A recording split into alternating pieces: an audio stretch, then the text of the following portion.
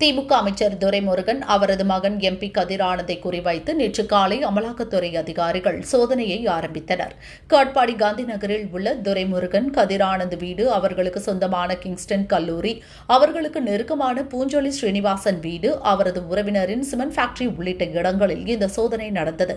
காட்பாடி காந்தி நகரில் வீட்டுக்கு அமலாக்கத்துறை அதிகாரிகள் வந்தபோது வீட்டில் யாரும் இல்லை. துரைமுருகன் குடும்பம் சென்னையில் இருந்தது. கதிர் ஆனந்த் துபாய் சென்றிருந்தார். 7 மணி நேரம் காத்திருந்த அதிகாரிகளுக்கு சென்னையில் இருந்து துரைமுருகன் வீட்டு சாவியை கொடுத்து அனுப்பினர்.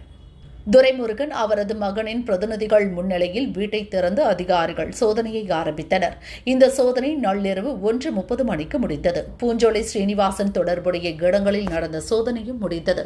ஆனால் கதிர் ஆனந்துக்கு சொந்தமான காட்பாடி கிங்ஸ்டன் கல்லூரியில் நேற்று காலை ஆரம்பித்த சோதனை விடிய விடிய தொடர்ந்தது.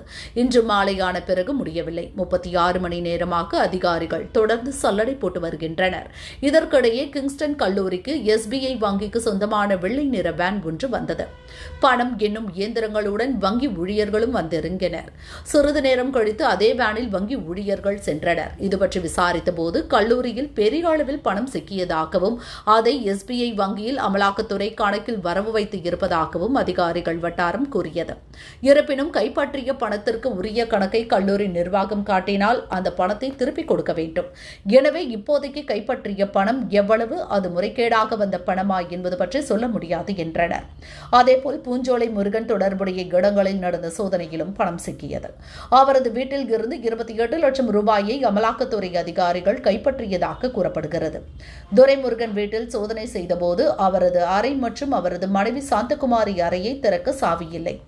இதனால் துரைமுருகன் ஒப்புதல் பெற்று அந்த 2 அறைகளையும் முருகன் என்பவர் உதவியுடன் உளி சுத்தியலை வைத்து உடைத்து திறந்தனர். அந்த அறைகளையும் முழுமையாக சோதனை செய்தனர். துரைமுருகன் வீட்டில் நடந்த சோதனையில் ஆங்காங்கே இருந்த பணத்தை அமலாக்கத்துறை அதிகாரிகள் கைப்பற்றினர்.